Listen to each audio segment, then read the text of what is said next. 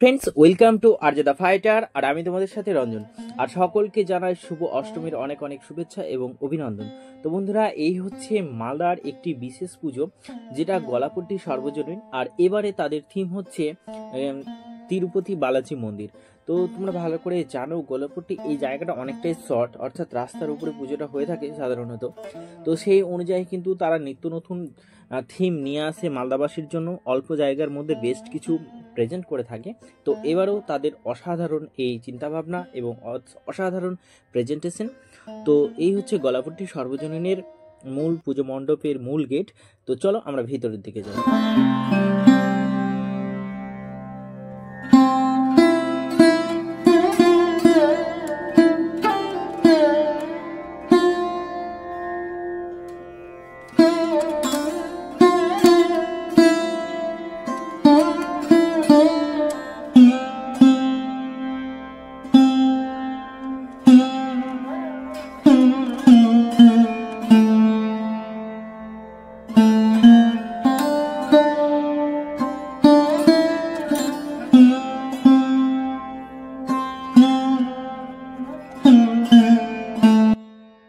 তো বন্ধুরা, এবার আমরা এসেছি মহানন্দা ক্লাব অ্যান্ড লাইব্রেরিতে। তো এই বছর এবার এই যে মহানন্দা ক্লাব অ্যান্ড লাইব্রেরি, তাদের মণ্ডপ সজ্জাটা সাধারণ করা হয়েছে, কিন্তু প্রতিমা অর্থাৎ মণ্ডপ সজ্জার ভেতরে জাস্ট অসাধারণ কারুকার্য হয়েছে, যেটা কার্টুন এবং কার্টুনের সমস্ত চরিত্রগুলো এখানে ফুটিয়ে তোলা হয়েছে, যেটা বাচ্চাদের জন্য সত্যি খুব আনন্দদায়ক হবে বলে আমার মনে হয়। এবং এখানে দেবী প্রতিমাও কার্টুন চরিত্রে রয়েছে। তো চলুন দেখাচ্ছি।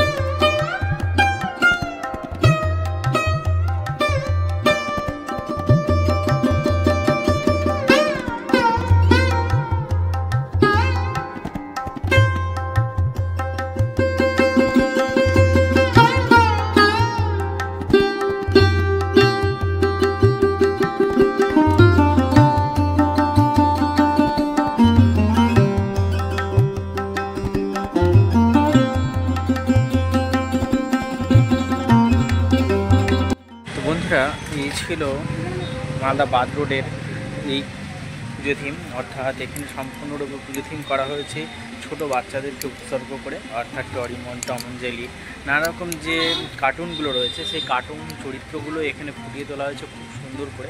তো আমার তো খুব ভালো লাগলো, আর আশা করি বাচ্চারা যারা আসবে বাচ্চাদের খুব সুন্দর লাগবে এই জায়গাটা। তো অবশ্যই তোমরা আসো এই জায়গা, আর অসাধারণ লাগলো। কেমন লাগলো তোমরা অবশ্যই কমেন্ট করে জানাবে। এইবার আমরা এসেছি কৃষ্ণ কালীতলা, যেটা গৌড় রোডে অবস্থিত। জাস্ট অসাধারণ থিঙ্কিং, অসাধারণ চিন্তাভাবনা। এরা প্রতি বছর নিত্য নতুন উপস্থাপন করে থাকে। এবারও খুব সুন্দর একটি মণ্ডপসজ্জা এবং দেবী প্রতিমাও রয়েছে অসাধারণ। তো চলুন মণ্ডপসজ্জাটাকে দেখাই, তারপর দেখাচ্ছি।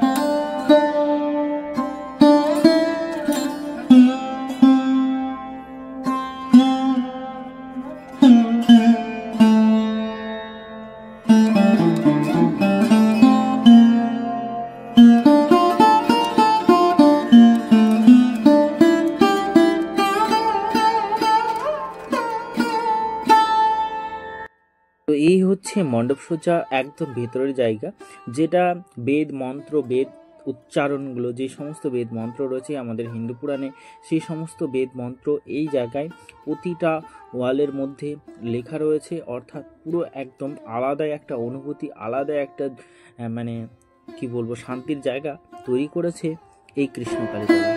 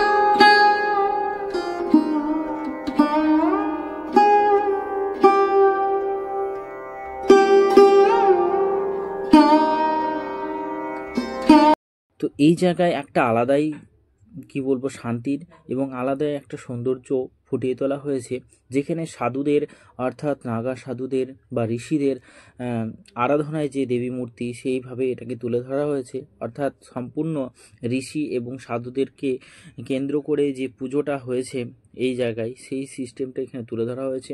এখানে দেখতে পাচ্ছি আমরা নাগা সাধুরা রয়েছে ঋষিমুনিরা, এবং এই জায়গায় দেবী প্রতিমার একটা আলাদাই রূপ তুলে ধরা হয়েছে। সম্পূর্ণ ওমের উপরে রয়েছে মা দুর্গা।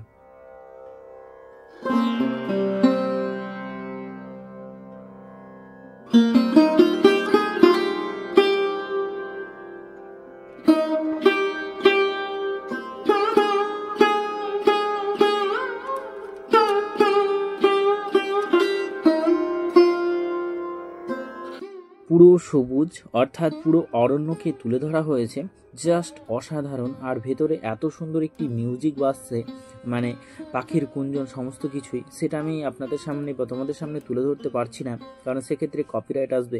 তাই তো জাস্ট এই জায়গায় আসলে তোমরা বুঝতে পারবে এর ভেতরের যে সৌন্দর্য বা শান্তিটা একটা আলাদাই অনুভূতি এনে দেয়।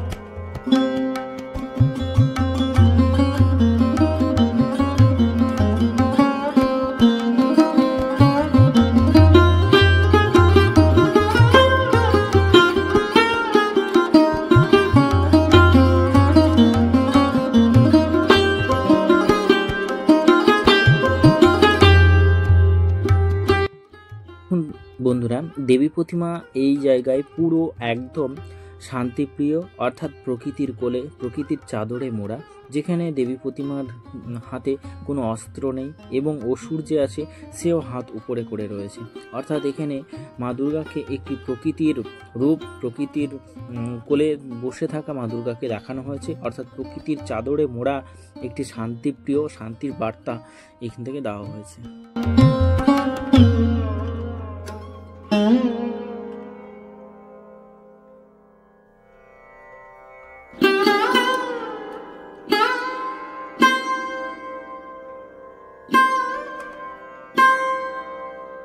হচ্ছে সর্বজয়ী ক্লাব, যেটি 420 মোড়ে অবস্থিত। আর এবারে তাদের চিন্তাভাবনা হচ্ছে শীষ মহল, অর্থাৎ রাজস্থানের একটি শীষ মহল, সেটাকে এই জায়গায় তুলে ধরা হয়েছে।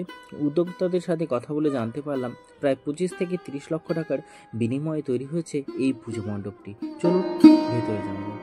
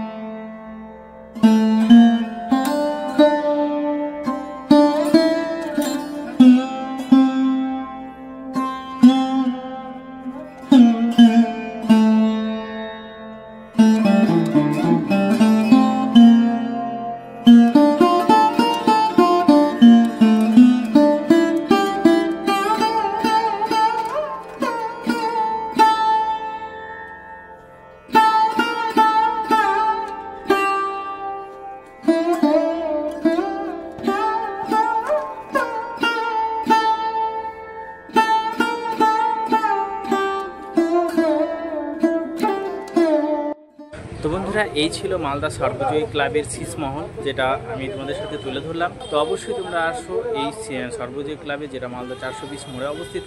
আর আজকের এই ভিডিওটা তোমাদের কেমন লাগলো অবশ্যই কমেন্ট করে জানাবে। আর আজকে এই বছরের পুজোর থিম এবং প্রতিমা সমস্ত কিছু আমি তোমাদের সামনে নিয়ে আসলাম। অর্থাৎ তোমরা আরজেতা ফাইটারের পক্ষ থেকে সেই পুজোর থিম এবং দেবী প্রতিমা দর্শন করলে তো অবশ্যই চ্যানেলটিকে সাবস্ক্রাইব করে পাশে থাকবে। আর অবশ্যই চ্যানেলটিকে সাবস্ক্রাইব করবে এবং অবশ্যই আসবে এই সর্বজয়ী ক্লাবে। দেখা হচ্ছে নেক্সট ব্লগে নতুন কোনো ক্লাবে নতুন কোনো পুজো নিয়ে। টাটা।